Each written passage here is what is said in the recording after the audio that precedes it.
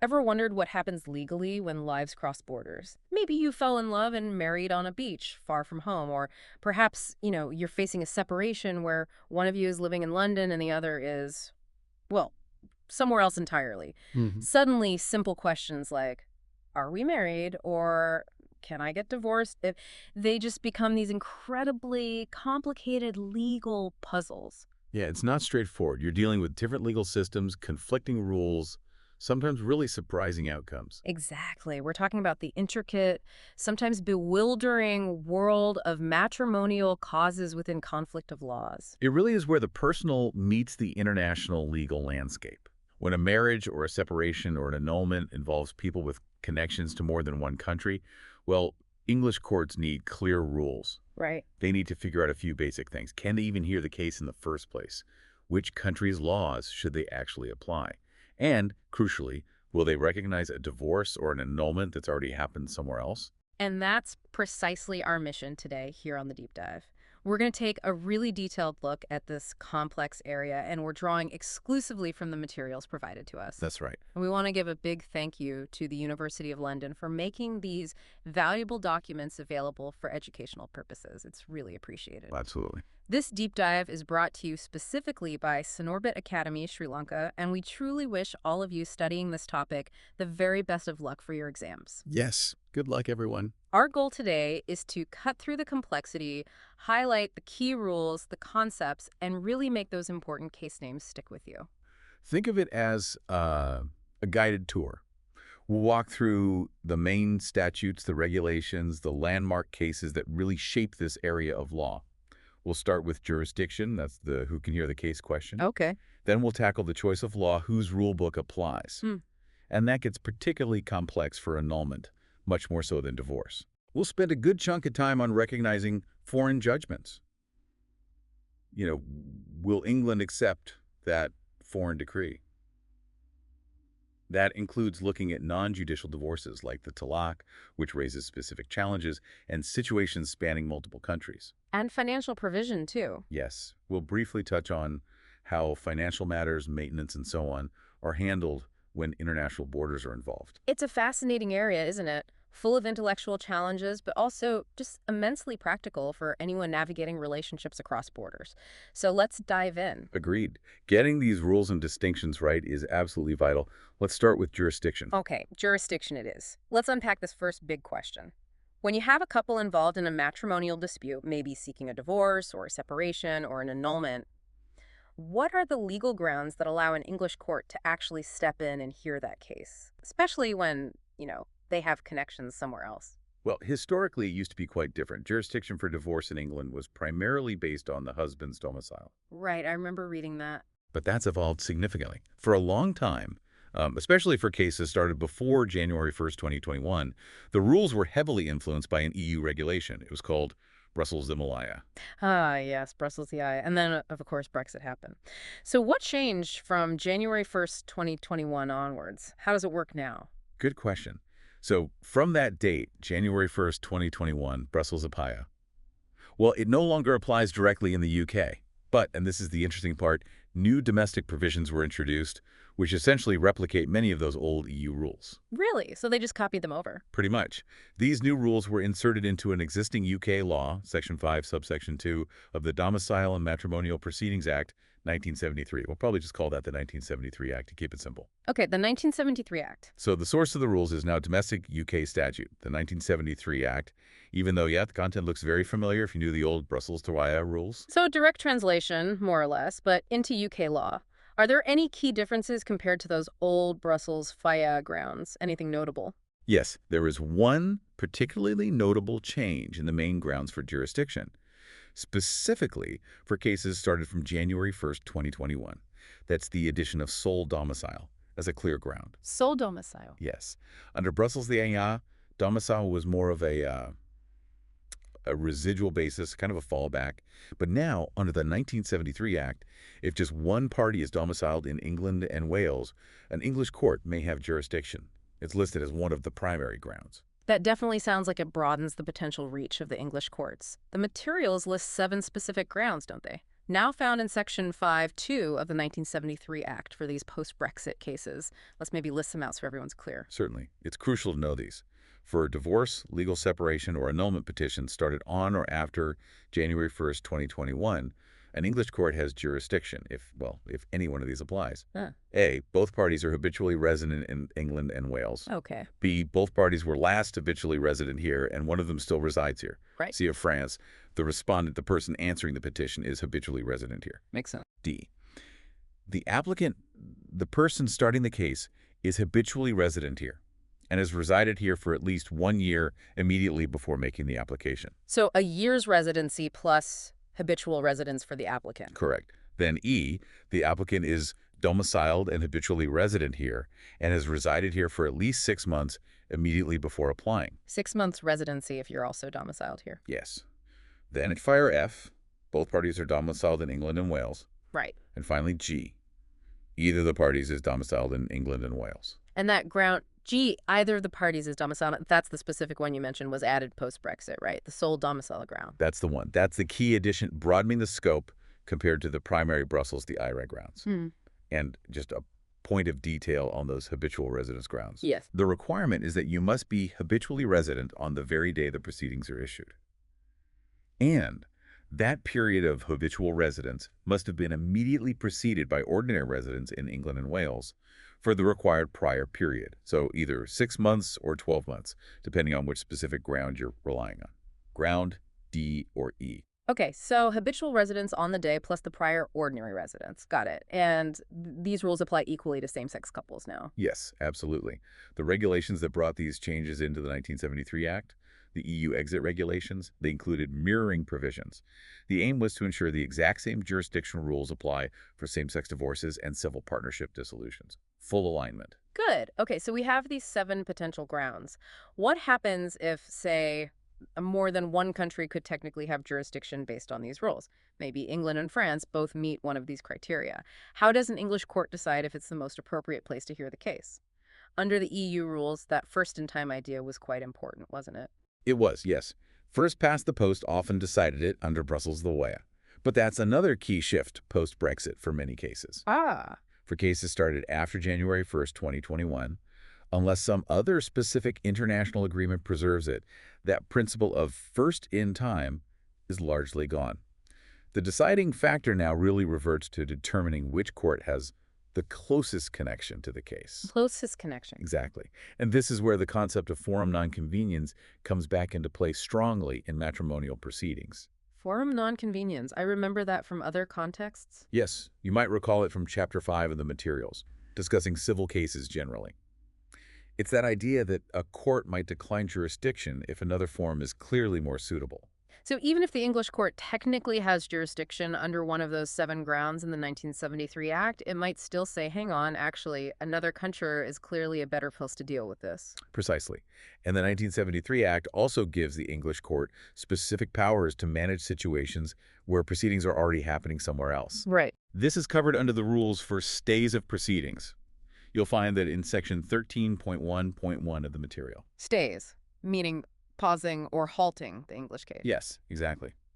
The court has the power to stay or sist, as they say in Scotland, its own matrimonial proceedings. Now, there's one specific situation where the English court must order a stay. It's mandatory. Okay, when is that? This applies if proceedings about the same marriage, divorce, or nullity are already continuing in another part of the British Isles, so Scotland or Northern Ireland. Right. But for this mandatory stay to kick in, a few conditions have to be met. The parties must have resided together in that other British Isles jurisdiction when the English case started, or last resided together there before it started. And D, one of the parties must have been habitually resident in that jurisdiction for the whole year leading up to the date they last lived together, before the English proceedings began. Wow, that sounds quite specific. It is. It's a narrow set of circumstances for a mandatory stay within the UK. Okay. Mandatory stay within the British Isles under those specific conditions. What about proceedings that are pending somewhere else in the world, say France or the US or India, a non-EU, non-British Isles country? For those situations, the English court has a discretion to stay its own proceedings. It's not automatic. Choice for the judge. Yes. This discretionary power comes from Schedule 1, Paragraph 9(1) of the Domicile and Matrimonial Proceedings Act, 1973. Remember that act, the 1973 Act. Okay, Schedule 1, Para 9 of the 1973 Act. What's the test the court applies when deciding whether to grant a stay in these discretionary cases? The test is set out in the Act. It's whether the balance of fairness, including conveniences, between the parties to the marriage is such that it is appropriate for the proceedings in the other jurisdiction to be disposed of before further steps are taken in England. Balance of fairness, including convenience. That sounds quite broad. How do courts actually apply that in practice? Well, the House of Lords gave important guidance on this in a leading case called Dampierre v. de Dampierre. That's a 1988 case, AC 92. De Dampierre v. de Dampierre. Okay. The court in de Dampierre held that when applying this balance of fairnesses test under the 1973 Act, courts should look to the established principles of forum nonconvenience that apply in civil cases generally. Ah, so back to forum nonconvenience. Exactly. The general approach is, if the foreign court is clearly the more appropriate forum, the place with the most significant connection to the dispute, then a stay of the English proceedings will usually be granted. Usually granted. Implies not always. Are there exceptions? Precisely. A stay might not be granted if there are circumstances where justice requires that the trial should nevertheless take place in England. This connects back to the principles from the Spigliata case, which you might recall from Chapter 5 on forum nonconvenience. Right, the Spigliata principles. Okay, let's dig into that key case you mentioned, de Dampierre v. de Dampierre. What were the basic facts there? What happened? Sure. In de Dampierre, you had a French couple. They'd moved to England. The husband was involved in the cognac business. Later, the wife set up her own business in New York and basically told her husband she wasn't coming back to England. Okay. The husband then started divorce proceedings in France. A few months after that, the wife started her own divorce proceedings here in England. The husband then asked the English court to stay the wife's English proceedings, arguing that France was the proper place, the appropriate forum. And what did the House of Lords decide in de Dampierre? They ultimately granted the stay. They agreed with the husband that France was indeed the more appropriate forum, given the parties' strong connections there. They were French nationals, married there, family connections, business interests, even though they had lived in England for some time. Now, the court did acknowledge that granting the stay would mean the wife was deprived of potentially significant financial advantages she might have gotten through an English divorce. English courts often award more generous financial settlements. But crucially, they concluded that this potential injustice, this loss of financial advantage, wasn't enough to outweigh the clear conclusion that France was the most appropriate forum for the case to be heard overall.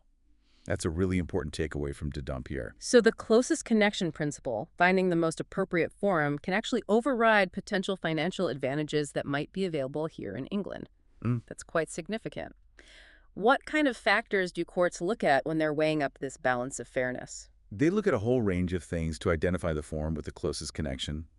Things like where the marriage took place, where the parties lived together for most of their married life, their nationality, their language, and also, very importantly, the location of their matrimonial assets. Where the money is. Yes. The case Cringe v. Cringe is mentioned in the materials as one where the location of assets was a key factor. Another factor could be the existence of a prenuptial contract, especially if it's governed by the law of the other country. CVC is cited for that point. Okay. And what about that exception you mentioned where justice requires otherwise? How does that actually work in practice? When might a court refuse a stay, even if the other country seems more appropriate? This is where, even if a foreign court is clearly the natural or more appropriate forum, the English court might still refuse to grant a stay if justice strongly demands that the case should proceed here in England. A good illustration is the case RVR. It's a 1994 case. RVR. Okay. While the specific facts aren't fully detailed in the summary, the key takeaway from RVR is about financial remedies. The wife in that case could get significant financial relief in England, things like a property adjustment order, maybe a lump sum payment, ongoing periodical payments. Right, the standard English divorce package. Exactly. Right. But in the foreign jurisdiction, which was Sweden in that case, the financial remedies available were much more limited. She might only have been able to enforce a marriage contract, not get the broader relief available in England. I see. And the court felt that this difference was so significant, the lack of effective financial remedy in Sweden, that justice required the English proceedings to continue. It tipped the balance, allowing her access to those potentially crucial remedies, even though Sweden might otherwise have been the more appropriate forum based on connections. That's a really powerful point. The availability or lack of effective remedies in the other country can itself be a justice issue that keeps the case in England.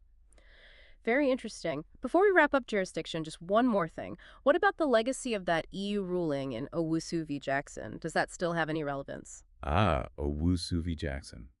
Yes, that was a significant case from the European Court of Justice. It wasn't a family law case, it was a civil case, but it basically held that under the EU Brussels regulation regime, if a court had jurisdiction based on the regulation's rules, like the defendant being domiciled there, it could not decline that jurisdiction using forum nonconvenience grounds, even if another EU court seemed more appropriate. So, no discretion to stay if the EU rules gave you jurisdiction. Essentially, yes, within the EU context. The material notes this ruling was, quote, deeply unpopular in the UK because English courts value the flexibility of forum nonconvenience. There were attempts to limit its impact, like in Cook v. Plummer. Right. But, despite the controversy, it was generally accepted that the Owusu principle did apply to matrimonial proceedings under Brussels the IA before Brexit. Post-Brexit, of course, the direct constraint of Owusu is gone for most international cases involving non-EU countries. The 1973 Act rules we've discussed, incorporating the forum nonconvenience discretion, now apply. But it's important historical context for understanding why the law shifted back towards discretion. Got it. So, jurisdiction in summary then. Post-Brexit, from January 1st, 2021, we use the rules in Section 5.2 of the 1973 Act. They look a lot like the old EU rules, but crucially now include sole domicile as a ground. Right. And deciding between potentially overlapping jurisdictions isn't first in time anymore, but involves finding the court with the closest connection using forum nonconvenience principles. The English court can stay its proceedings. It's mandatory in very specific British Isles cases, but usually discretionary based on the balance of fairness, guided by the de Dampierre case, unless justice demands the case stays here, maybe due to lack of remedies elsewhere, as in RVR. That's excellent summary of the jurisdictional landscape. Shall we move on to choice of law? Yes, let's do that. So, the English court has decided it can hear the case, jurisdiction is established, but whose rules does it use? Whose rule book applies to decide if you actually get the divorce or if the marriage was ever valid in the first place? This is the choice of law question, and you mentioned earlier it's quite different for divorce versus annulment. Precisely. This is a crucial distinction. Just because an English court has jurisdiction doesn't mean it automatically applies English law to every single question that arises. This is the core of choice of law. And yes, the rules for divorce and judicial separation are, relatively speaking, much simpler than they are for nullity. Okay, let's start with the simpler one then. Divorce and separation. This is covered in section 13.2.1 of the material. What's the fundamental rule here? The fundamental rule is very straightforward. When an English court hears a petition for divorce or judicial separation, it applies English law. Full stop. Just English law. Yes.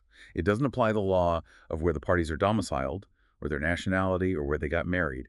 It applies the lex for the law of the court hearing the case, which in this context is England and Wales. That seems almost, surprisingly simple, given how complex conflict of laws usually is. Why is it like that for divorce? We apply foreign law for marriage validity, so why not for ending it? That's a fair question. It's partly historical, going back to when jurisdiction was primarily based on domicile here. So applying English law as the lex domicilia made sense. But it's also very much driven by English public policy considerations. The dissolution of marriage is seen as a fundamental matter of social policy for England.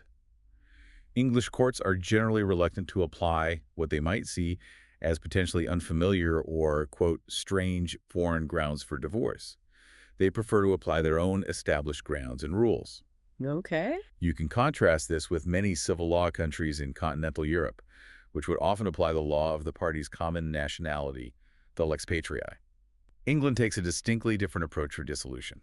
So public policy and history keep it simple for divorce. English law applies. The material mentions something about limited party autonomy, though. Can parties choose a different law? Yes, there is some limited scope for parties to choose the applicable law for divorce, but it's definitely not an unfettered choice. If they do choose a law, it has to be a law with which they have a close connection. They can't just pick any law from anywhere in the world that happens to suit them. Okay, so some connection is needed. And the material also notes that if the parties don't make a valid choice, there's a proposed hierarchical rule for determining the applicable law.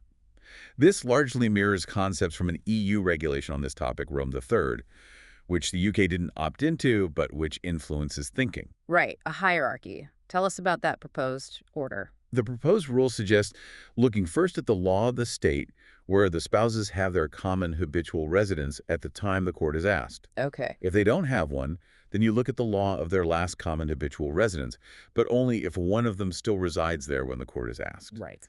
If neither of those work, then you look at the law of their common nationality, or, for the UK and Ireland, common domicile. Nationality or domicile? And finally, if none of those apply, you default to the law of the place where the application is lodged, the lex fori, which, in our context, brings us back to English law anyway. So English law is often the endpoint, even in that hierarchy.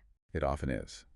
The proposal also suggests that complex issues like Ranvoy, where one country's rules point back to another's, should be excluded. And crucially, any applicable foreign law would still be subject to the form's public policy. So, English public policy could still override a foreign divorce law. Okay, so for divorce, the starting point, and usually the end point, is English law. Pretty clear. But for nullity, it's not that simple. Absolutely not. Choice of law in nullity is vastly more complicated. The reason is that the governing law depends entirely on why the marriage is potentially invalid. You have to look at the specific reason, the specific impediment that's being alleged to make the marriage void or voidable. There isn't one single rule that covers all nullity cases. Right, it depends on the type of problem with the marriage. Okay, let's break it down by impediment then, following the material structure. First up, prohibited degrees of relationship marrying someone you're too closely related to, like a sibling or parent. This rule has actually been settled for a very long time, since the mid-19th century. It's governed by what's called the dual domicile test. This principle comes from a key case, Brooke v. Brooke. That was decided way back in 1861. Brooke v. Brooke, 1861. Okay, what were the essential facts? In Brooke v. Brooke, you had an Englishman who wanted to marry his deceased wife's sister. Now, this was forbidden by English law at the time, but it was perfectly legal in Denmark. Right. So they traveled to Denmark and got married there. However, crucially, both the man and the deceased wife's sister were domiciled in England at the time they got married in Denmark. And the outcome? The English court held the marriage was void. The decision was that the capacity of the parties to marry each other was governed by the law of their domicile, which was English law, and not by the law of the place where they actually went through the marriage ceremony, which was Denmark, the lex loci celebrationis. So domicile trumped the place of marriage for capacity. Exactly. And the dual domicile test means that both parties must have the capacity, under the law of their respective pre-marriage domiciles, to marry each other. If either party lacks capacity under their own domiciliar law regarding that specific relationship, like marrying a deceased wife's sister, then the marriage is considered void in England, even if it was perfectly valid where it was celebrated. Rapine, a 1940 case, is another example following this dual domicile principle for prohibited degrees. Got it. Dual domicile test for prohibited degrees based on Brooke v. Brooke. What about lack of age? Marrying too young? Lack of age, like capacity issues generally, is also primarily governed by the dual domicile rule. There's a case called Mohammed v. Knott from 1969. Mohammed v. Knott. In that case, a 26-year-old man married a 13-year-old girl in Nigeria. Now, the marriage was valid according to Nigerian law, which is also potentially the girl's domicile. The English court recognized the marriage as valid. Even though she was only 13, below the English minimum age. Yes. The court accepted it because it was valid by the lex loci celebrationis, Nigerian law, and also consistent with the law of the girl's probable domicile, Nigeria. It was an English domiciliary involved. Ah, okay. But England does have a minimum marriage age, currently 18, but it was 16 for a long time. What happens if an English domiciliary is involved? What if someone domiciled here goes abroad and marries a 15-year-old where that's legal? This is where a really important clarification, or perhaps exception, comes in, established by the case of Pugh v. Pugh. That's a 1951 case. Pugh v. Pugh. Okay, what happened there? In Pugh, you had an English army colonel in his 40s who married a 15-year-old Hungarian girl in Austria. Now, the marriage might have been valid under Austrian law, but the English court declared it void. The principle laid down in Pugh v. Pugh is that a person who is domiciled in England lacks the capacity, under English law, to marry anyone who is below the age permitted by English statute law, which was 16 at the time of Pugh. So the English domiciliary's capacity, specifically regarding age, is governed by English law, no matter where they get married or what the other party's age or domicile is. So the dual domicile rule applies generally, but if one party is domiciled in England, their capacity regarding the English minimum marriage age is definitively judged by English law. That's a strong public policy exception. It is. It reflects a strong stance on protecting minors according to English standards. The material does note there's been some academic criticism of Pew, some seeing it as overly paternalistic or exporting English standards, but others, like Clarkson and Hill, defend it robustly, arguing an English domiciliary shouldn't be able to evade fundamental English public policy on minimum marriage age just by hopping across the border. Right, a protectionist view versus international competition. Okay, so prohibited degrees in age are capacity issues governed by domicile, but refined by Pew for English domiciliaries regarding age. What about polygamous marriage, where the issue is capacity to enter into that type of union? That specific issue, capacity for polygamy, was dealt with in detail in Chapter 12 of the materials, which focused on the recognition of polygamous marriages in English law. So the choice of law rules specifically for that capacity issue were covered there, and we probably don't need to repeat that whole discussion now. Okay, fair enough. Covered in Chapter 12. What about this situation? Someone remarries, perhaps abroad, but there's a question mark over whether their first marriage was properly dissolved or annulled. Is the second marriage potentially bigamous? How does choice of law handle that? Ah, yes. This is a classic conflict of laws puzzle. It raises the question of capacity to remarry, and it hinges on the effect of the prior divorce or annulment. The key case here is Lawrence v. Lawrence. We might have touched on it briefly before, perhaps in Chapter 2. Lawrence v. Lawrence. Remind us of the facts. Okay. In Lawrence, a wife had obtained a divorce from her first husband in Nevada in the U.S. She then remarried, also in Nevada. However, at the time of her second marriage, she was domiciled in Brazil. Okay, divorce and remarriage in Nevada, but domiciled in Brazil? Exactly. And here's the conflict. English law would recognize her Nevada divorce as validly ending the first marriage, but Brazilian law, the law of her domicile at the time of the second marriage, would not recognize the Nevada divorce. So single under English rules, still married under Brazilian rules. Precisely. She then petitioned in England for a nullity decree of her second marriage. Her argument was that it was void because under Brazilian law, her antenuptial domiciles law, she was still married to her first husband when she entered the second marriage, meaning she lacked the capacity to remarry. So her capacity to enter the second marriage depended entirely on whether you looked at English recognition rules or Brazilian law's view of the first divorce. Exactly. That was the dilemma. Her argument favored Brazilian law as the law of her domicile governing capacity. The first instance judge, Lincoln J., took a different route. He upheld the second marriage's validity by applying English law, but on the basis that England was the intended matrimonial home, using that closest connection type of reasoning from Chapter 12. A third approach. Yes. The Court of Appeal took a third approach altogether, which is now considered the leading view. They also held the second marriage was valid, but they did so by applying English law's rules for recognizing foreign divorces. How did that work?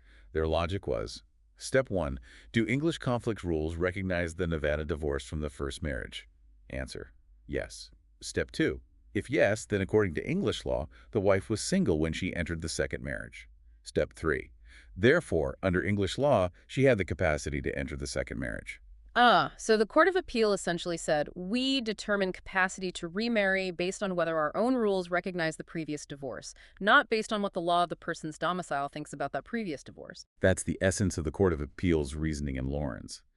The material suggests this approach, using English recognition rules to determine marital status for the purpose of capacity to remarry, is probably the most consistent way to handle it, and it's now seen as confirmed by Section 30 of the Family Law Act, 1986.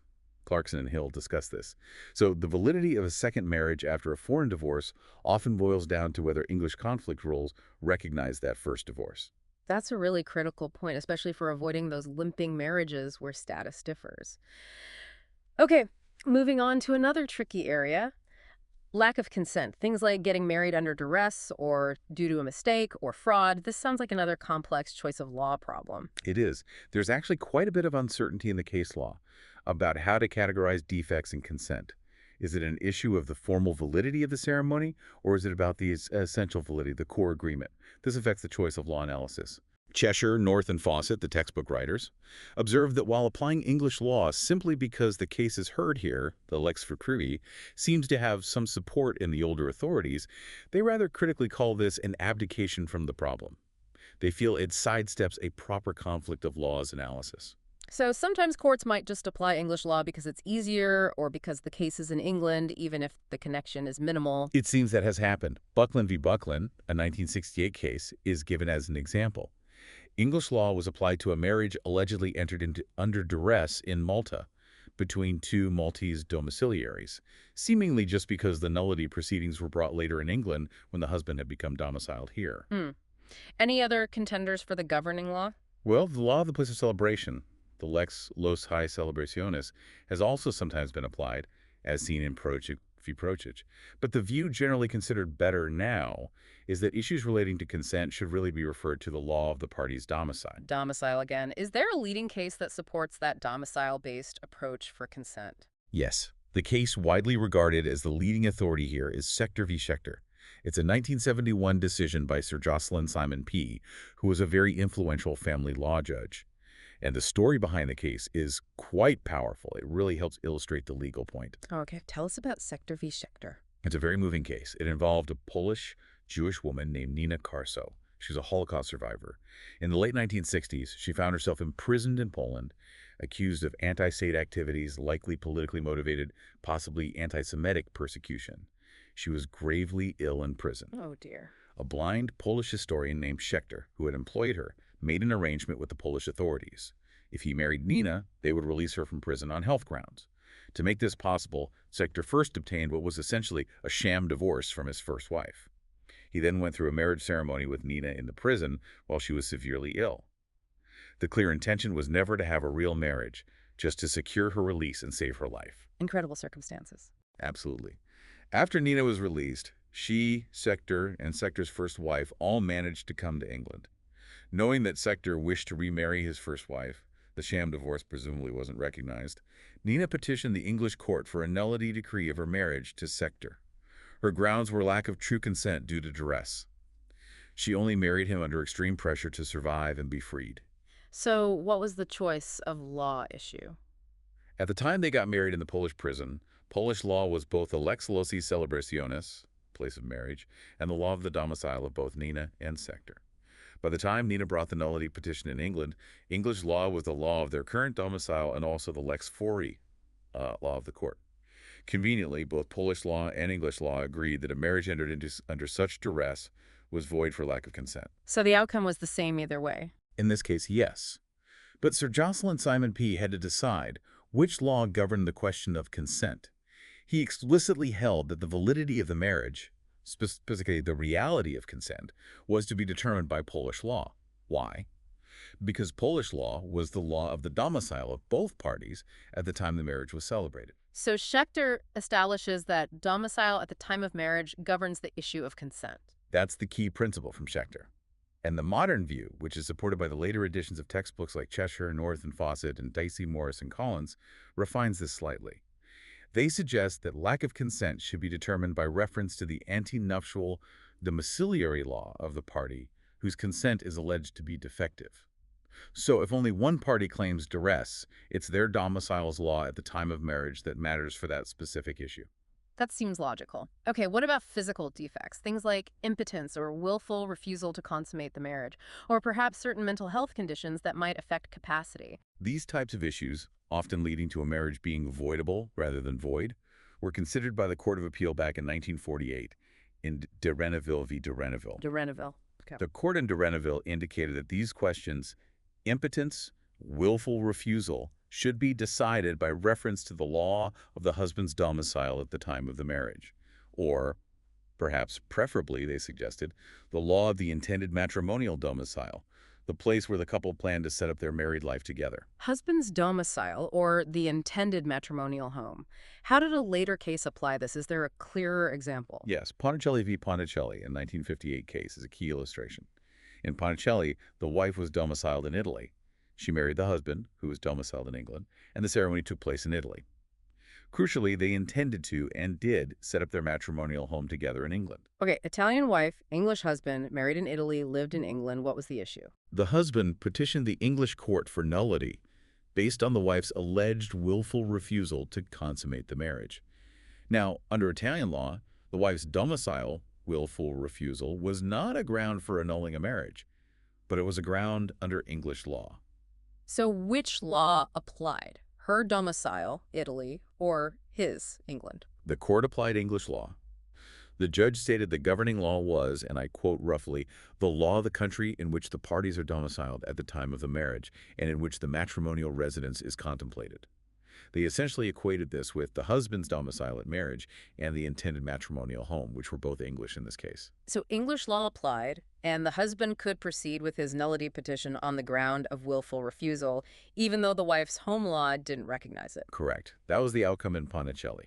As the material points out, though, that seems potentially unfair if the roles were reversed, doesn't it? Imagine an English wife, an Italian husband, they plan to live in Italy, and he willfully refuses to consummate. Under the Ponticelli logic, Italian law might apply, leaving her without a remedy if Italian law doesn't recognize willful refusal. Exactly. The material raises this potential unfairness. It argues that in such a reverse scenario, the English wife arguably should be able to rely on the law of her own domicile at the time of marriage, English law, to determine if the marriage is annullable from her perspective.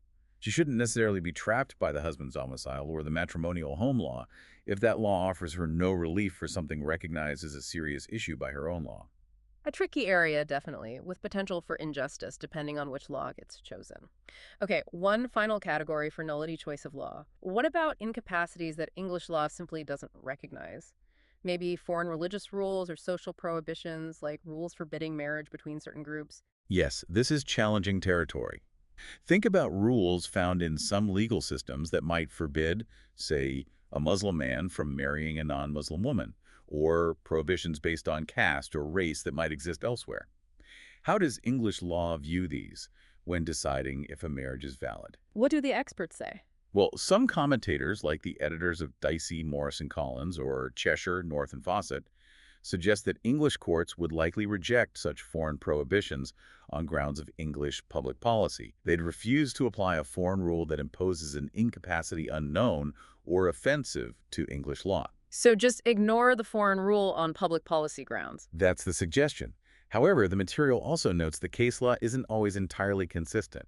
For example, English law doesn't outright reject polygamous marriages on public policy grounds in all contexts, even though it's an incapacity for English domiciliaries. Okay, so if such a foreign incapacity wasn't immediately rejected on public policy grounds, how would the choice of law work? It's complex. The material gives an example.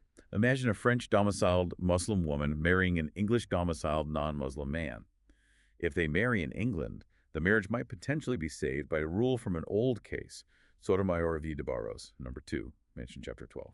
That rule sometimes allows a marriage celebrated in England to be valid, despite a foreign domiciliary incapacity, if the English domiciliary doesn't share that incapacity. And if they married abroad? If they married abroad, the situation is less clear. The suggestion made in the materials is that English public policy might be used here in a slightly different way, not necessarily to attack the marriage itself, but to refuse to recognize the foreign incapacity rule that would invalidate it, especially if the marriage would otherwise be considered valid by English standards, for example, regarding age, consent, prohibited degrees.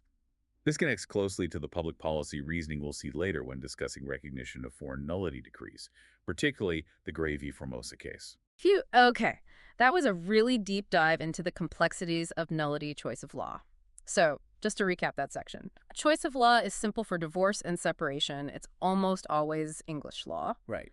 But for nullity, it's much more complicated and depends entirely on the specific reason, the impediment, being alleged. Right. We have the dual domicile test for capacity issues like prohibited degrees, Brooke v. Brooke, and age, but with the Pew v. Pew override for English domiciliaries on age. Correct. Capacity to remarry after a foreign divorce often hinges on English recognition rules for that prior divorce, as in Lawrence v. Lawrence. Yes. Consent issues are preferably governed by the domicile at the time of marriage, following Schechter v. Sector. That's the leading view. Physical defects like willful refusal seem governed by the husband's domicile or the intended matrimonial domicile, de Reneville, Ponticelli, though that can be debated. Yes, potential for unfairness there. And foreign incapacities unknown to English law might be disregarded on public policy grounds, possibly linking to the principles in Gray v. Formosa. It's a real patchwork quilt of rules for nullity. It certainly is. Each ground for nullity requires its own specific choice of law analysis. It definitely keeps lawyers on their toes. Now, shall we move on to what happens after a decision, a divorce, or annulment has already been made in another country? Recognition. Yes, let's do that. Recognition of foreign judgments. So, the marriage has ended, or maybe it's been declared invalid from the start by a court or some other official process in another country. Will England automatically accept that decision as legally binding here? Or do English courts get to look over the foreign court's shoulder and potentially disagree? This sounds like another area with different rules depending on where the decision came from and how it was made. That's absolutely right. Recognition is a critical area, determining whether someone's status changes consistently across borders or whether they end up in that limping marriage situation we mentioned. And yes, the rules depend heavily on the source and nature of the foreign decree. The material outlines three main schemes that govern whether English courts will recognize overseas decrees of divorce, legal separation, or annulment. Three main schemes. Okay, what are they? First, there's the regime under Brussels II, often called Brussels II. This is relevant for decrees that were granted by courts in EU member states on or before the end of the Brexit transition period, so December 31st, 2020. Okay, pre-Brexit EU decrees. What's second? Second, we have the rules found in the Family Law Act 1986, specifically Part 3 of that act. This governs the recognition of decrees from the rest of the world, basically, countries outside the EU and also outside the British Isles. This is the main domestic statutory regime. Remember, the Family Law Act 1986. Family Law Act 1986, Part 3. Got it. And the third scheme. The third is a specific rule also found in the Family Law Act 1986 in Section 44. This deals specifically with extrajudicial divorces, those obtained without court proceedings if they were obtained within the British Isles. It's essentially a non-recognition rule for those. Okay, so Brussels Affair for old EU decrees, the 1986 Act Part 3 for most overseas decrees, and S.44 of the 1986 Act for extrajudicial ones obtained here.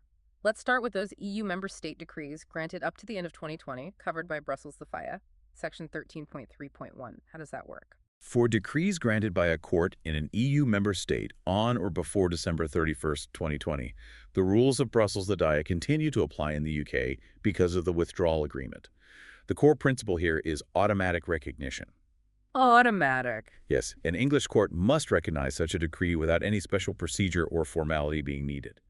It's based on the principle of mutual trust and the free movement of judgments that underpin the EU system, similar to the old Regulation 44/2001 for civil judgments. Automatic recognition sounds very powerful. Are there any exceptions at all? Any grounds where an English court could refuse to recognize one of these pre-2021 EU decrees? Yes, there are grounds for non-recognition, but they are very limited and interpreted strictly. Yeah. They are listed in Article 22 of Brussels Academy. Recognition can be refused only if: firstly, recognition would be manifestly contrary to UK public policy.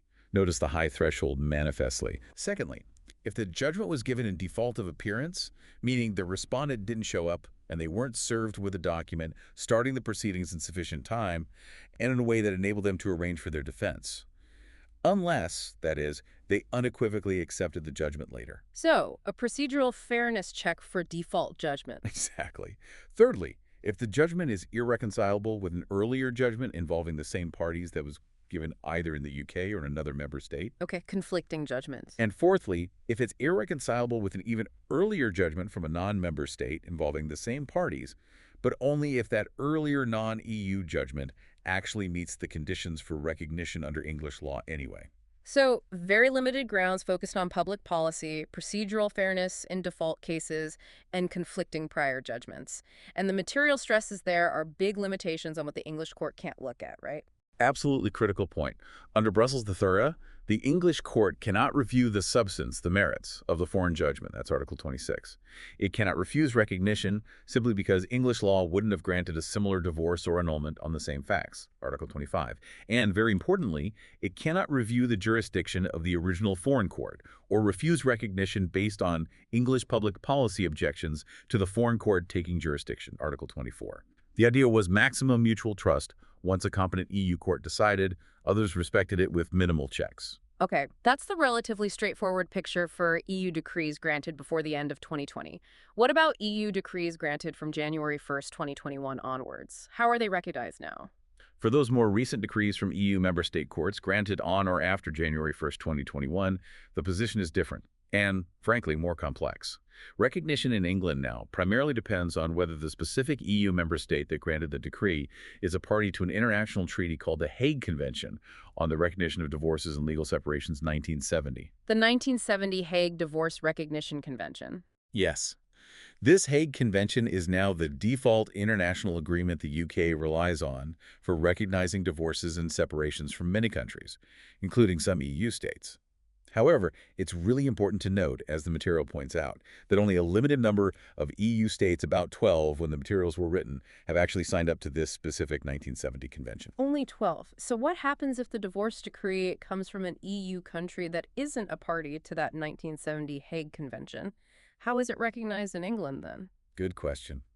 If the divorce comes from an EU state that is not party to the 1970 Hague Convention, then recognition in England falls back entirely onto the UK's own domestic national law rules for recognizing foreign judgments from non-EU countries. Which means we're back to the rules in the Family Law Act 1986, Part 3, the same rules that apply to recognizing a divorce from, say, the USA or Australia or India.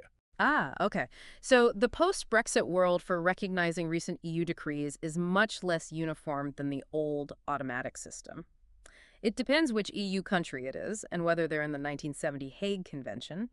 If not, it's treated like any other non-EU country under the 1986 Act. Exactly. It means you really need specific legal advice depending on the issuing EU country and the date the decree was granted. It's not automatic anymore for decrees post-December 2020 unless the 1970 Hague Convention applies. Right. That clarifies the EU picture. Let's turn now to those main domestic rules in the Family Law Act 1986, which cover recognition of decrees from the rest of the world, as discussed in Section 13.3.2. Okay, the Family Law Act 1986. This provides the core framework in English law for recognizing overseas divorces, legal separations, and annulments from countries outside the EU, unless the 1970 Hague Convention applies, and outside the British Isles. And the Act makes a really important initial distinction. It distinguishes between overseas divorces obtained by means of proceedings and divorces obtained otherwise than by means of proceedings. The rules for recognition are different for these two categories. Okay, proceedings versus otherwise than by proceedings. Let's start with divorces obtained by proceedings, presumably meaning through some kind of court process. Generally, yes, though it can be broader than just a court. An overseas divorce obtained through proceedings is recognized in England if two main conditions are met. Condition 1. First, the divorce must be legally effective in the country in which it was obtained. It has to be valid under its own law. The English court won't recognize a divorce if it wouldn't even be considered valid or final in its home country. There's a case mentioned, DVD, a 1994 case involving a Ghanaian decree. It wasn't recognized here because it would likely have been set aside in Ghana itself due to lack of the wife's voluntary submission, meaning it wasn't truly effective under Ghanaian law. Okay, so it must be effective where it was granted. What's the second condition for recognizing a divorce by proceedings? The second condition is about jurisdiction. At the relevant date, usually the date the foreign proceedings started, at least one of the parties must have had a connection with that foreign country that English law considers sufficient to justify that foreign body having jurisdiction. The 1986 Act itself lists the connections that English law will recognize for this purpose. And what are those recognized jurisdictional connections for the foreign court? The Act lists three main ones. First, habitual residence. Either party being habitually resident in the foreign country is enough. This is interpreted according to English law concepts of habitual residence, and interestingly, the Act doesn't specify a minimum period of residence. Okay, habitual residence of either party. Second, domicile. Either party being domiciled in the foreign country. Now, domicile here can be established in two ways, either according to the English legal definition of domicile, or, rather unusually, according to the foreign country's own definition of domicile specifically for family law matters. Really? So the foreign country's definition of domicile can count? Yes, for recognition purposes under the 1986 Act. The case, Messina v. Smith, 1971, illustrates this. A Nevada court's jurisdiction was recognized based on the husband meeting Nevada's definition of domicile for divorce, which only required 6 weeks residence. English law accepted Nevada's own standard in that context. That's quite accommodating. What's the third connection? Third is nationality. If either party was a national of the foreign country where the divorce proceedings took place, that's a sufficient jurisdictional link for recognition purposes. And it doesn't matter if they also held another nationality, like British nationality. The case Torok v. Torok, 1973, involved a Hungarian divorce. The Hungarian court's jurisdiction was recognized based on the husband's Hungarian nationality, even though he was also British, because Hungarian law at the time didn't allow him to easily shed his Hungarian nationality. Okay, so for a foreign divorce obtained by proceedings, it must be, one, effective in that foreign country, A and D, two, at the time proceedings started. Either party must have been habitually resident there or domiciled there by either English or the foreign family law definition, or a national of that country. That's it. If those two conditions are met, the divorce obtained by proceedings will generally be recognized under the 1986 Act. Right. Now, what about the second category under the 1986 Act? Divorces obtained otherwise than by means of proceedings. You mentioned this often relates to religious or extrajudicial divorces, like the talaq. Exactly. This is the crucial category for many forms of divorce recognized in other legal systems that don't involve a formal court or equivalent state body making the decree. The Islamic talaq is the most common example encountered in English courts. How does recognition work for these other than by proceedings divorces? Are the rules different? Yes, the recognition rules under the 1986 Act are significantly stricter for these types of divorces. An overseas divorce obtained otherwise than by means of proceedings is recognized in England only if two conditions are met. Condition one. Firstly, the divorce must have been obtained in the country where both spouses were domiciled at the time. Or, if only one spouse was domiciled in the country where it was obtained, it can still be recognized if the divorce is also recognized as valid by the law of the domicile of the other spouse. So a connection based on the domicile both parties, or at least recognized by both domiciles, that sounds much narrower than the grounds for proceedings divorces. It is definitely narrower. Habitual residence or nationality of just one party is not enough here. It hinges on domicile.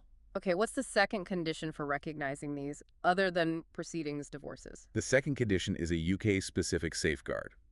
Recognition is only possible if, at the time the divorce was obtained, neither party had been habitually resident in the United Kingdom for the period of 1 year immediately preceding that date. Ah, so if either party had been living here habitually for a year before the foreign extrajudicial divorce, it won't be recognized even if the domicile requirements are met. Correct.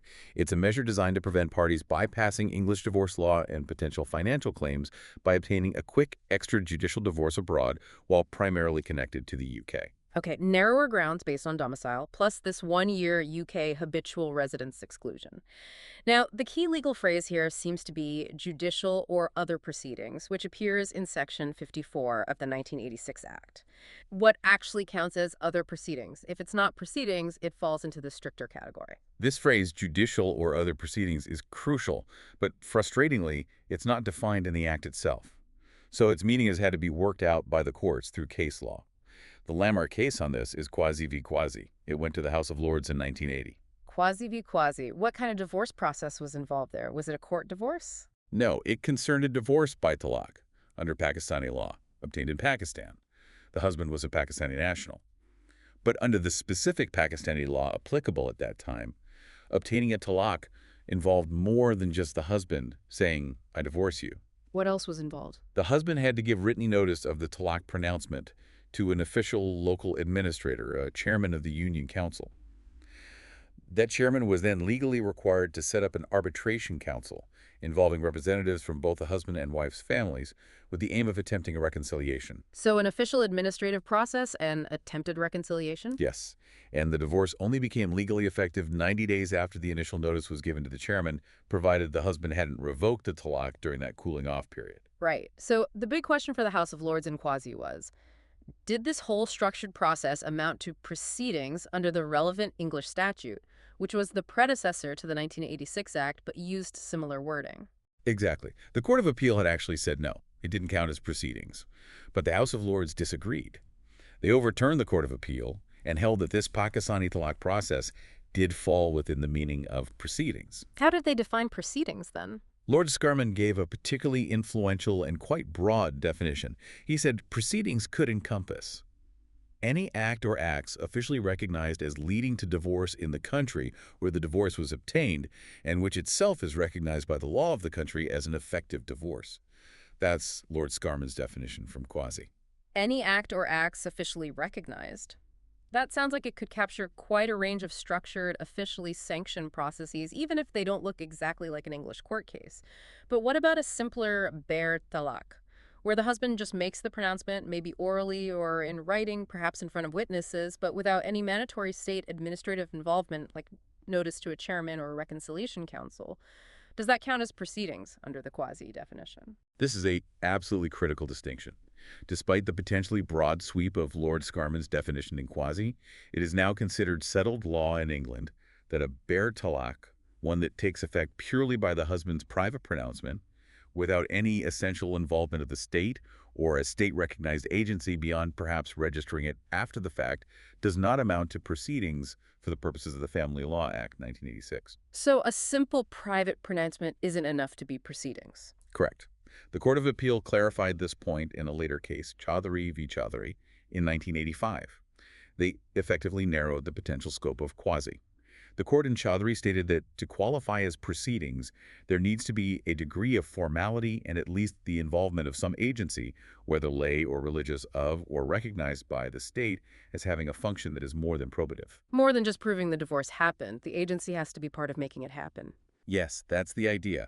A bare private pronouncement, even if religiously valid, doesn't meet this threshold of state or state-recognized agency involvement in the process itself. It would therefore fall into the otherwise than by means of proceedings category, subject to those stricter domicile-based recognition rules. So there needs to be some official or state-sanctioned component integral to the divorce process itself. Can you give examples of what does count as proceedings based on this? Sure. Examples from later cases that have been held to constitute proceedings include a situation where a bare talaq pronouncement was then followed by a mandatory registration process with a Sharia court, where the registration was essential for the divorce to be legally effective. El Fadl v. El Fadl, 2000. Okay, registration made it proceedings. Also, a Japanese consensual divorce has been held to be proceedings. This involves the parties signing a specific form, which is then lodged with and registered by a state authority. The state's administrative act of registration is essential for the divorce to take effect under Japanese law, HVH 2007. These contrast sharply with a simple pronouncement that is effective on its own without state action. That distinction between proceedings and otherwise than by proceedings, hinging on the degree of official involvement, is clearly crucial for a recognition under the 1986 Act. Now, what about another layer of complexity mentioned in the materials? Transnational divorces, where different steps in the divorce process happen in more than one country. Yes, this is another really tricky area. It seems the Family Law Act 1986 was drafted largely assuming that a divorce, whether by proceedings or otherwise, happens entirely within the legal system of a single country. But the reality, especially with extrajudicial divorces like the talaq, is that actions or steps often take place across borders. Can you give a typical example of how that might happen? A very common scenario is where a husband, perhaps a Pakistani national living here in England, pronounces the talaq declaration in England. But under Pakistani law, for that talaq to become legally effective, certain subsequent steps must be taken in Pakistan, like giving notice to the Union Council chairman there, and the 90-day waiting period elapsing in Pakistan. Ah, so a key action happens here, but the legal completion and effect happens there.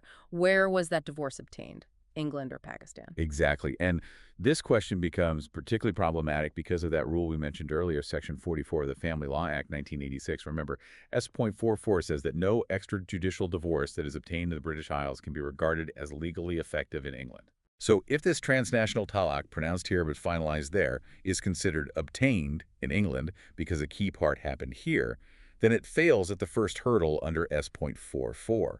It wouldn't even get to the stage of checking the domicile rules. Only overseas extrajudicial divorces are potentially eligible for recognition under the 1986 Act's main recognition provisions, subject to the domicile and habitual residence rules.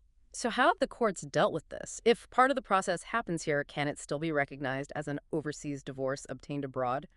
The courts have taken a very strict line on this, particularly for transnational divorces obtained by means of proceedings. The key case is R.V. Secretary of State for the Home Department, Ex parte Fatima. This went to the House of Lords in 1986. Ex parte Fatima, what was the situation there? It involved a Pakistani national man, married in Pakistan, living in England.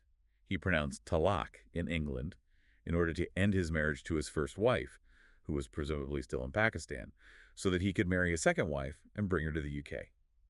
The immigration authorities refused entry to the second wife because they didn't think the talaq divorce would be recognized in England.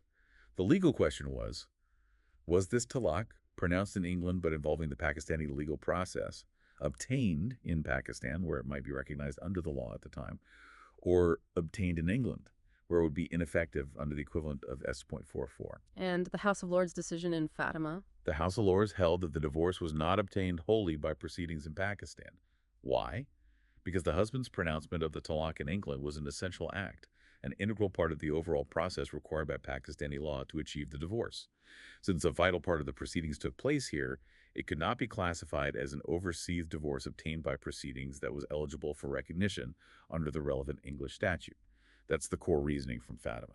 Wow, so if any essential step in the proceedings happens in England, the whole divorce gets tainted, preventing it from being recognized as an overseas divorce obtained elsewhere. That is the harsh implication of Fatima. And although Fatima was decided under the older legislation, the exact same restrictive approach was applied under the current Family Law Act 1986 in a later case called Berkowitz v. Grinberg. That's a 1995 decision. Berkowitz v. Grinberg, what happened there? Berkowitz involved a Jewish religious divorce known as a get. A get is essentially a bill of divorcement. In this case, the get document was written in England. It was then physically delivered to the wife in Israel. Both parties were Israeli nationals, and under Jewish law, as applied in Israel, the divorce only became final and effective upon the physical delivery of the get to the wife in Israel. So writing here, delivery in effect there, a clear transnational process. How did the court rule? The judge in Berkowitz followed the Fatima logic. He held that the word obtained in the 1986 Act implies a process, not just a single final act. The writing of the get document in England was clearly part of that essential process. He concluded that the entire process, the proceedings, must be constituted and carried out within the same country where the divorce is ultimately obtained, i.e. becomes legally effective. Since this process spanned both England and Israel, the get could not be recognized under the 1986 Act as an overseas divorce obtained by proceedings in Israel. That seems incredibly strict, almost a technicality that leads to potentially very unfair results, doesn't it? It is very strict, and the consequences can indeed be harsh. It effectively means that no transnational divorce is obtained by means of proceedings, where essential steps occur both in England and abroad, can be recognized under the 1986 Act. The material points out that this penalizes people who, perhaps for financial or practical reasons, cannot travel to complete the entire divorce process in one country, like poor Muslims needing a talaq finalized in Pakistan, or Israelis needing it get delivered in Israel. And it directly leads to those limping marriages. We talked about someone is divorced in Pakistan or Israel, but still legally married according to English law. Reed's critique of Berkowitz, mentioned in the text, focuses strongly on these points.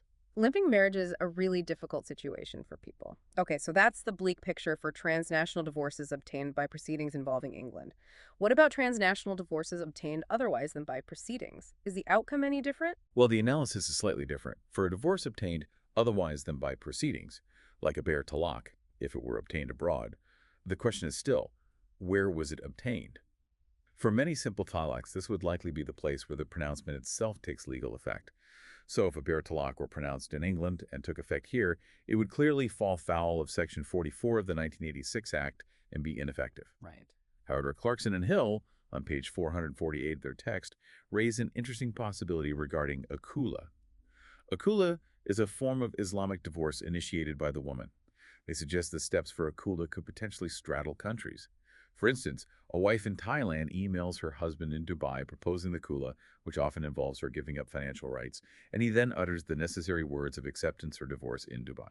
Okay, initiation here, final step there. How might that be treated? The argument would be, if the utterance in Dubai is the final legally effective step that actually constitutes the divorce under the relevant law, say UAE law, then arguably the divorce was obtained in Dubai.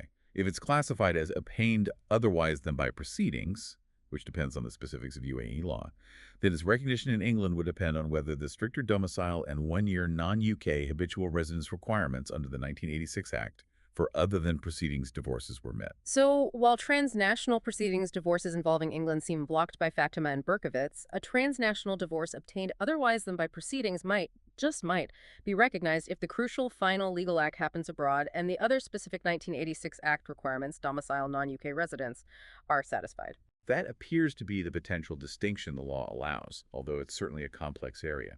Now, even if a foreign divorce or annulment decree seems like it should be recognized under all these rules we've discussed, the Family Law Act 1986 provides some final safety nets.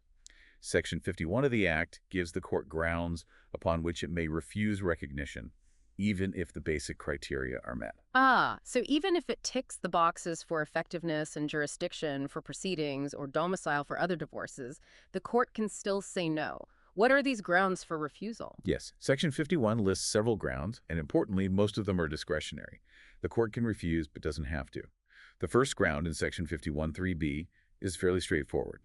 Recognition can be refused if the marriage itself was actually void under English conflict rules, or if it had already been validly dissolved or annulled before the foreign decree was granted. Basically, refusing to recognize a divorce of a non-existent or already ended marriage. Makes sense. What's next? The second main ground in Section 51(3)(a) is if the divorce, separation, or annulment was obtained contrary to natural justice.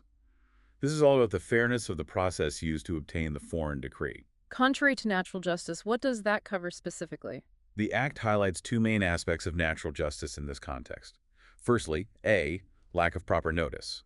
Section 52, AI, allows refusal if reasonable steps were not taken to give a party notice of the foreign proceedings. The focus is on whether reasonable steps were taken to inform them, not necessarily whether they actually received the notice. But it has to be a significant failure. The case BEAB 2001 said it must be a fundamental breach of natural justice. Okay, lack of reasonable notice. Is there a good case example? Saba v. Saba, a 1985 case, is a classic illustration. The wife was living in Hendon, North London. The only notice she received of divorce proceedings started by her husband in Brazil was a publication in the official Brazilian government gazette. The English court noted that this gazette was not normally circulated in Hendon. Hardly reasonable notice. Exactly. The court found that reasonable steps had not been taken, so they had a ground to refuse recognition. However, interestingly, in Saba, the judge exercised his discretion to recognize the Brazilian divorce anyway. He did this because he found the wife wasn't actually prejudiced by the lack of notice she had indicated she didn't intend to take part in the Brazilian proceedings, even if she had known about them. So, ground established, but discretion exercised to recognize. DVD, the Ghanaian case we mentioned earlier, also involved lack of notice contributing to non-recognition. Okay, so notice is one aspect of natural justice. What's the other? The second aspect, under Section 51, is lack of opportunity to take part in the proceedings. A party must have been given a proper and effective opportunity to present their case. It's not just about notice, it's about being able to participate meaningfully. What might prevent an effective opportunity? Cases provide examples. In Newmarch v. Newmarch, 1978, the wife was in England, the divorce was in Australia. Her Australian lawyers failed to follow her instructions properly, so the English court held she hadn't had an effective opportunity to take part. In Joyce v. Joyce, 1979, the divorce was in Quebec. The authorities there failed to ensure the wife in England, who wanted to contest the divorce, was properly represented, partly influenced by the fact she couldn't afford to travel without maintenance payments the husband wasn't making. Mamdani v. Mamdani, 1984, also confirmed that a practical inability to travel to the foreign country, for example, due to lack of funds, can be relevant to whether the opportunity to take part was truly effective. So natural justice covers both reasonable notice and a real effective chance to have your say. What's the third main ground for refusing recognition under Section 51? The third ground in Section 51(3)(c) is if recognition of the foreign decree would be manifestly contrary to public policy. Public policy again. You mentioned manifestly was important for the EU rules too. Yes, the word manifestly signals a high threshold here as well. This discretion is meant to be exercised sparingly. It's reserved for cases where recognizing the foreign decree would be genuinely offensive to fundamental principles of English justice. It can't just be that the English court disagrees with the outcome or the foreign law. When has this manifestly contrary to public policy ground actually been used successfully to refuse recognition? Examples often involve some element of serious fraud or deception affecting the foreign proceedings. Kendall v. Kendall, 1977, is a good illustration. The husband got his wife to sign a power of attorney by falsely claiming it was needed for their children's travel documents. He then used that power of attorney without her knowledge to obtain a divorce decree in Bolivia. That was held to be fraud on both the wife and the Bolivian court, and recognition was refused as manifestly contrary to public policy. Ray Meyer, 1971, involving a divorce obtained under duress in Nazi Germany, is another instance. So often linked to fundamental unfairness or deception. Often, yes. By contrast, in Eroglu v. Eroglu, 1994, a so-called divorce of convenience obtained by a Turkish couple, seemingly to help the husband avoid lengthy military service, was held not to be manifestly contrary to public policy. The key difference was there was no deception involved. Both parties consented, and the Turkish court wasn't misled. Okay. And just to be clear, for these grounds, contrary to natural justice or manifestly contrary to public policy, the court always has a discretion, right? It can refuse, but it might choose to recognize anyway. Absolutely. That's a crucial reminder. For grounds 2, natural justice, and 3, public policy, under Section 51(3), the court has a discretion. It can refuse recognition if the ground is made out, but it isn't compelled to. We saw that in Sabah, where lack of notice was found, but the divorce was recognized. It also happened in Newmarch, the case with the negligent Australian lawyers. Recognition was refused at first instance, but allowed on appeal, partly because the main thing the wife wanted was maintenance, and the English court could still grant that even after recognizing the Australian divorce. So, the overall justice of the situation is considered. Right. Are there any other specific grounds for refusal mentioned? Yes, there are a couple of additional discretionary grounds, specifically for refusing recognition of extrajudicial divorces, those otherwise than by proceedings. Recognition can be refused if there isn't an official document certifying that the divorce is effective in the country where it was obtained, or if one party was domiciled elsewhere, if there's no official document certifying it's recognized as valid under that other domicile's law. These are more about proof and formality. Okay, that covers the grounds for refusing recognition of overseas divorces and separations. What about recognition of foreign nullity decrees? Are the rules the same? Essentially, yes. The rules for recognizing foreign decrees of nullity follow the same basic structure as for divorce recognition.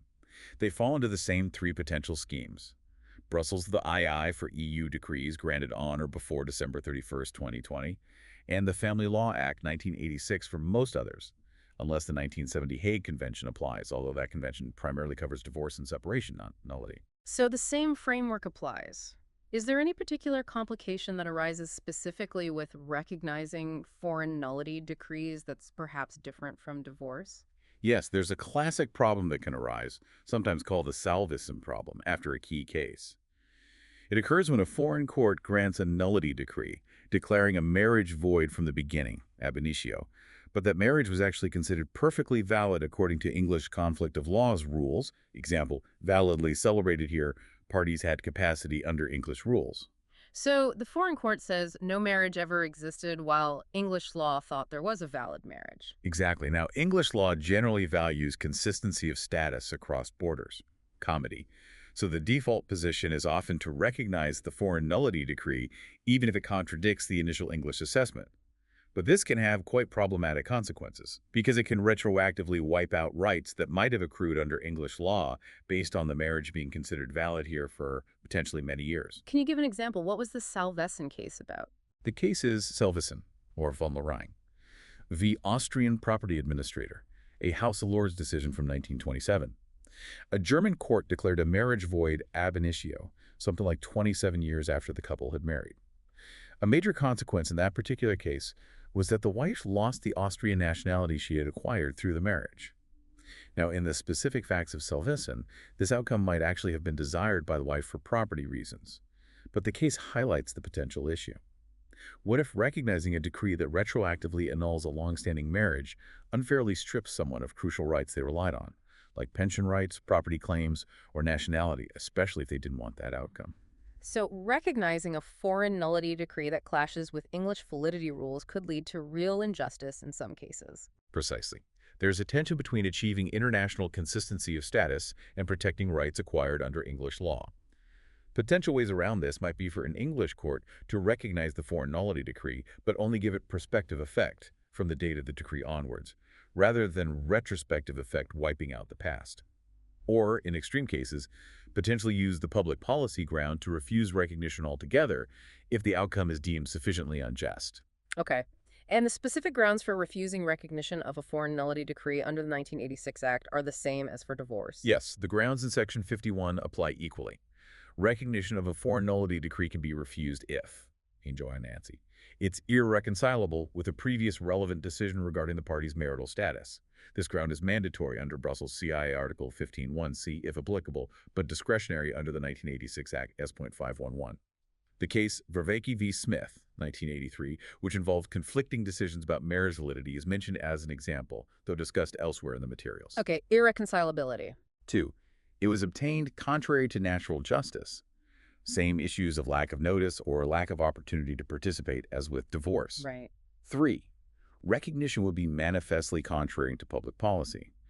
Now, under Brussels III, Article 18, you couldn't refuse recognition just because English law wouldn't have allowed annulment on the same ground.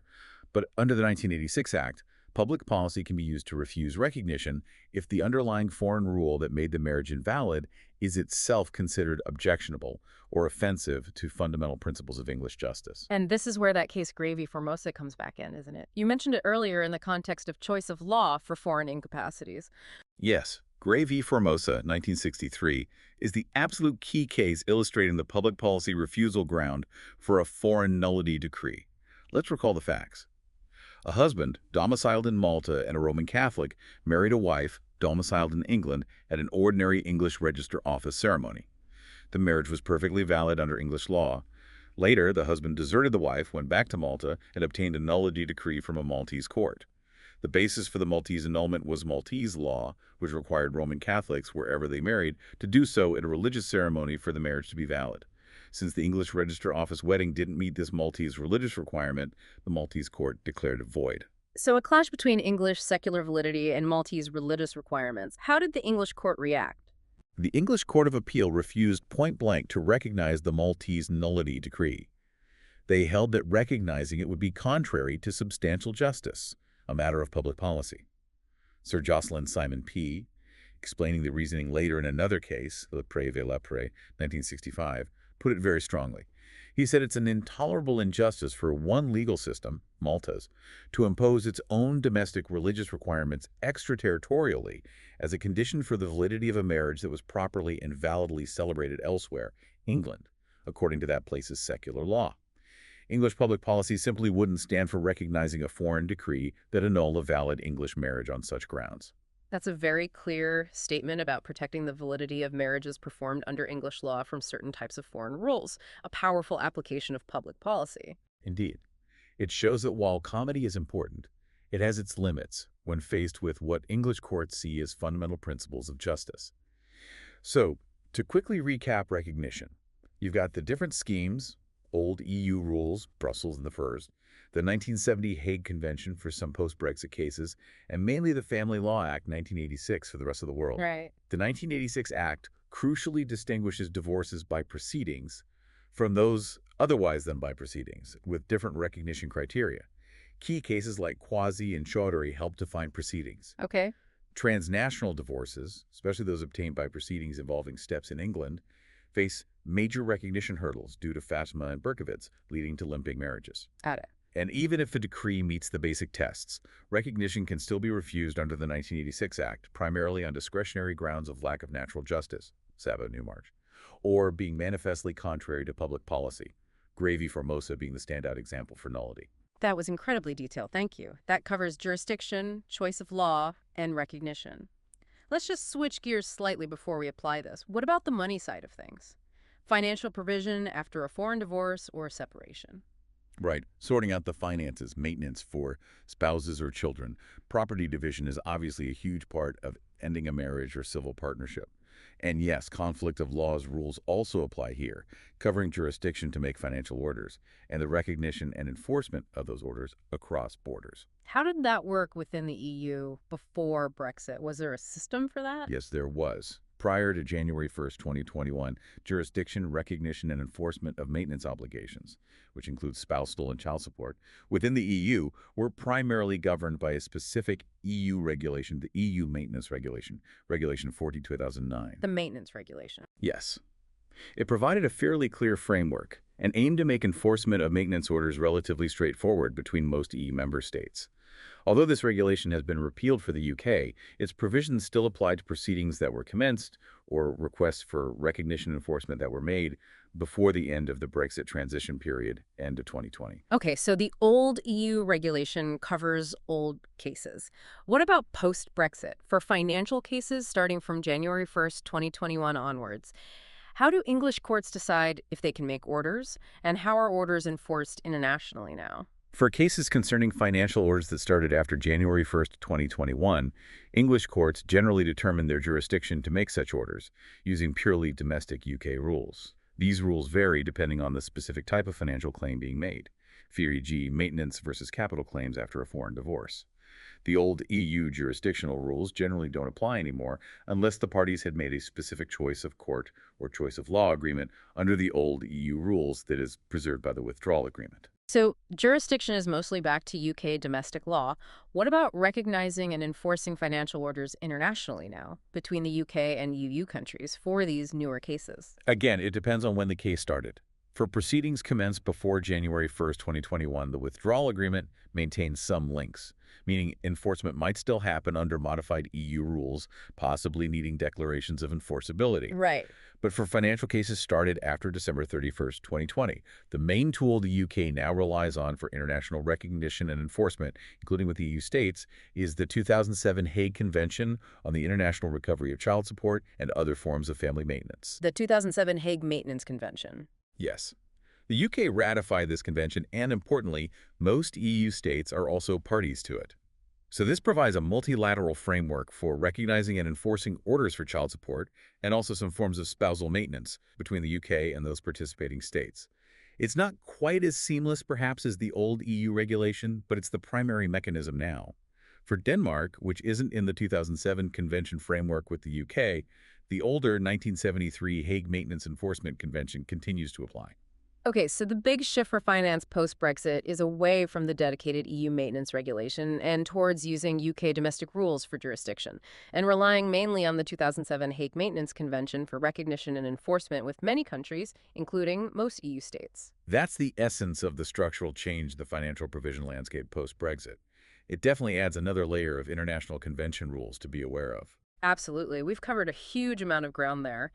Jurisdiction under the new 1973 Act rules, the stark difference in choice of law for divorce versus the complexities of nullity, the incredibly detailed recognition rules for foreign decrees, both EU and rest of world under the 1986 Act, the particular problems with transnational and extrajudicial divorces like the talaq, and now the changes in financial provision. Let's try to bring it all together now, as the materials do, by applying these rules to that Ahmed scenario. Yes, the Ahmed scenario is a really excellent way to see how these different rules interact in a practical, though complex, situation. Yeah. It touches on several of the key concepts and potential pitfalls we've been discussing. Remind us of the setup. Okay, we have Ahmed. He's a Muslim man initially domiciled in a fictional country called Plenty. He marries two women. First, Jamila, who is also domiciled in Plenty, and second, Mary, who is domiciled in England. Both marriages are conducted in polygamous ceremonies in Plenty. Okay, polygamous marriages abroad involving different domiciles. Then what? Ahmed then moves to England, perhaps as a student initially. He brings both wives with him. Importantly, at this stage, he retains his Plenty domicile. He hasn't decided to stay in England permanently yet.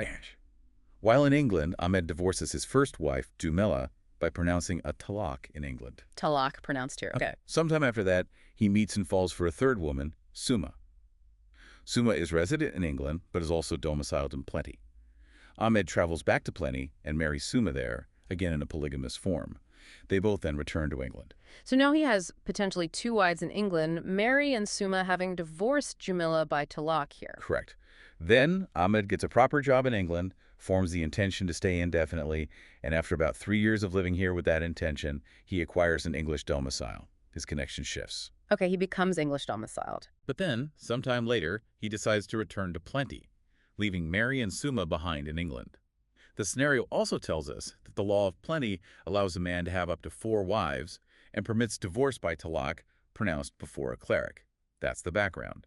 The scenario then asks us to consider potential petitions in England from Jamila, Mary, and Suma. Okay, let's take them one by one.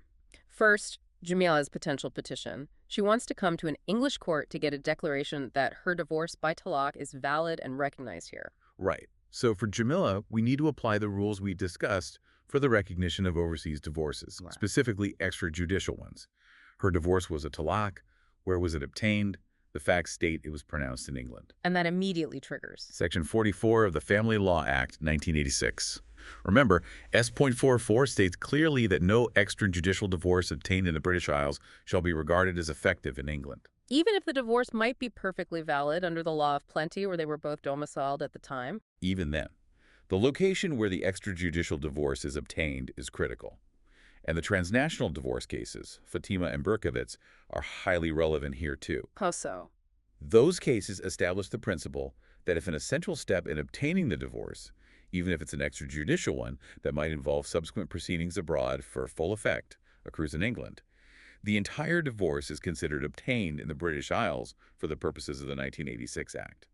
Pronouncing the talaq in England was undoubtedly an essential step in obtaining that divorce, even if plenty law required other steps. So the conclusion for Jamila seeking recognition of her talaq divorce obtained via pronouncement in England is... Based firmly on Section 44 of the 1986 Act, and the interpretation reinforced by RV Secretary of State for the Home Department, ex parte Fatima and Berkowitz v. Grinberg, Jamila's talaq divorce, involving that essential act in England, is highly unlikely to be recognized as effective by an English court. As far as English law is concerned, she is probably still legally married to Ahmed. Wow. A clear and perhaps harsh consequence of the rules on location and transnational divorces. Okay, what about the second wife, Mary? The one who was domiciled in England when she married Ahmed polygamously in plenty. She wants to petition the English court for a nullity decree. Right. For Mary's petition, we need to apply the choice of law rules for nullity, and specifically the rules about capacity to marry. The crucial facts are that Mary was domiciled in England at the time she went through the marriage ceremony with Ahmed in plenty, and that ceremony was polygamous in nature. And we established earlier that capacity to marry is generally governed by the ante-nuptial domicile, with that specific rule from Pew v. Pew applying to English domiciliaries regarding certain incapacities under English law. Exactly. Mary's capacity to marry Ahmed in plenty is governed by the law of her domicile at the time, which was English law. We then apply the principle derived from Pew v. Pew. That principle holds that a person domiciled in England lacks the capacity under English law to enter into a marriage that is actually a potentially polygamous, regardless of where the ceremony takes place or what the law of that place or the other party's domicile might say. So the conclusion for Mary's marriage validity under English conflict rules. Her petition for nullity is very likely to succeed. Her marriage to Ahmed is likely to be considered void, ab initio void from the very beginning by English law. This is because, as an English domiciliary at the time, she lacked the fundamental capacity under English law to enter into a polygamous marriage, even though the ceremony in plenty might have been valid according to plenty law and Ahmed had capacity under his law. So Mary's marriage is void, while Jamila might still be considered married under English law. That really highlights how the different conflict rules recognition for Jamila's divorce, choice of law capacity for Mary's marriage, can lead to divergent outcomes. Okay, finally, the third wife, Suma. She was domiciled in plenty, married Ahmed in plenty, while he was also plenty domiciled before he divorced Jamila, and then came to England. She now wishes to petition in England for a divorce from Ahmed. Okay, Suma's petition for divorce. First question. Is her marriage to Ahmed recognized as valid by English law in the first place? Can you seek to divorce a marriage that England doesn't see as valid? Good point. Well, Suma and Ahmed were both domiciled in plenty when they married in plenty. The marriage was presumably valid by plenty law, their domicile and the lex loci celebrationis. Even though it was polygamous in form, English law would likely recognize this marriage as legally valid, at least initially. Its validity provides the foundation for her potentially seeking a divorce here later. Okay, so assume English law recognizes her marriage to Ahmed as valid. Can she now get a divorce in England? What about jurisdiction? Right. Jurisdiction is the next hurdle. We need to look at the jurisdiction rules for divorce petitions started now under Section 5.2 of the 1973 Act, post-Brexit. What's Ahmed's status? The facts tell us that by the time Suma might be petitioning, Ahmed has lived and worked in England for 3 years with the intention to remain indefinitely, and has therefore acquired an English domicile. He's now English domiciled. And wasn't one of the new jurisdiction grounds added post-Brexit simply that either of the parties is domiciled in England and Wales? Exactly. Ground G in Section 5.2 of the 1973 Act applies directly because Ahmed, the respondent, is now domiciled in England and Wales. So jurisdiction established just on his domicile. Yes. And additionally, consider Suma's position. She came to England as a student, returned with Ahmed after marrying him, lived here while he worked here, and was then left here when he returned to plenty. It seems highly probable that she would qualify as being habitually resident in England and Wales, and that she would have resided here for at least 1 year immediately before filing her petition. If so, she would also meet the jurisdictional requirement under Ground D of Section 5.2. So, an English court almost certainly does have jurisdiction to hear Suma's divorce petition, based either on Ahmed's subsequent English domicile or her own probable habitual residence for over a year. Yes, jurisdiction looks clearly established on at least one, probably two, grounds. So the final step for Suma. If the English court has jurisdiction to hear her divorce petition, which country's law does it apply to decide whether she gets the divorce? And for divorce, choice of law is the simple one, isn't it? English court hears divorce, English law applies. Correct. Once jurisdiction for divorce is established under the 1973 Act, the English court applies the Lex 4I, which is English divorce law. It will consider the grounds for divorce under the Matrimonial Causes Act 1973 as amended, such as irretrievable breakdown.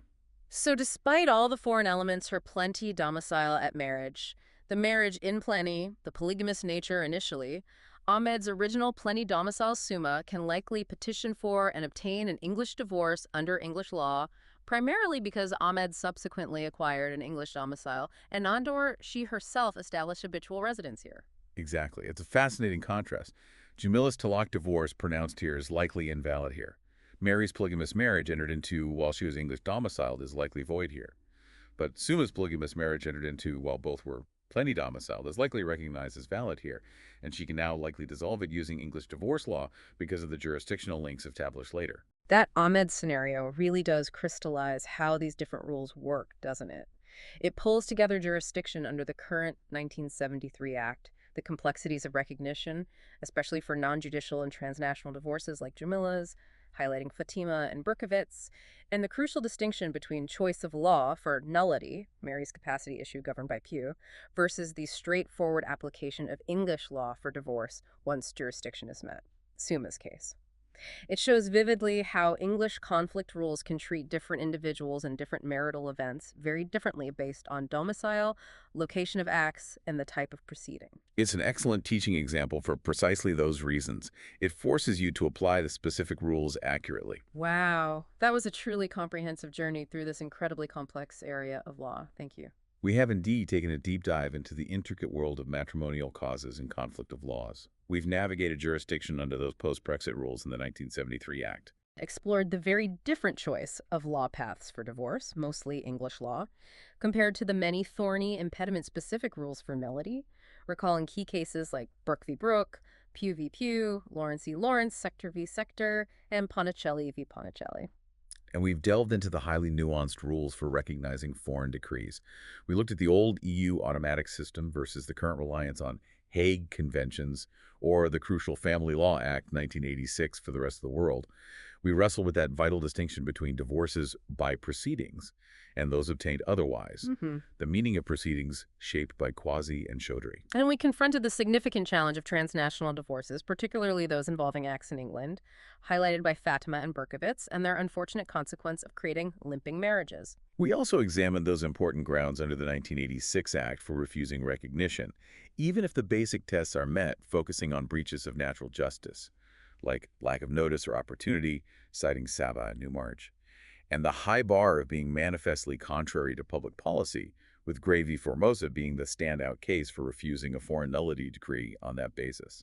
And we finished by touching on the shifts in recognizing and enforcing financial orders internationally post-Brexit, moving towards the 2007 Hague Maintenance Convention. And finally, yes, we applied all these complex rules to the Ahmed scenario, seeing how fine legal points like domicile at the time of marriage or the exact location where a talaq was pronounced can lead to dramatically different outcomes for people caught in this cross-border legal maze. Hopefully this deep dive has really helped to clarify the key rules, the underlying principles, and particularly those important case names that you really need to get to grips with for understanding this topic. Those case examples like de Dampierre, Schechter, Fatima, Gray v. Formosa, they really do bring the abstract rules to life, don't they? They absolutely do. They provide the context and show the real-world application, which is essential for learning this area. It strikes me that this whole area of law is constantly grappling with really fundamental questions about how different legal systems should interact when people's lives, loves, and relationships span different countries. It seems to be a perpetual balancing act. It really is. It's about finding a way to respect decisions made under different laws and cultural norms, while at the same time upholding what the English legal system regards as its own fundamental principles of justice and public policy. It's a constant tension. Which leads us to a final thought for you, our listeners, to ponder.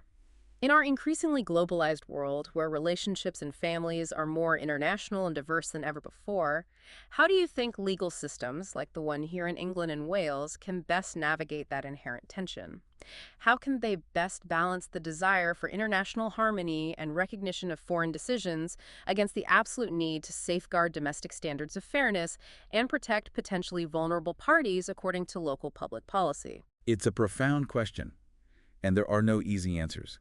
It's a balance that courts and legislators will undoubtedly continue to debate and refine as lives become even more interconnected across borders, something to definitely think about. A great question to reflect on indeed.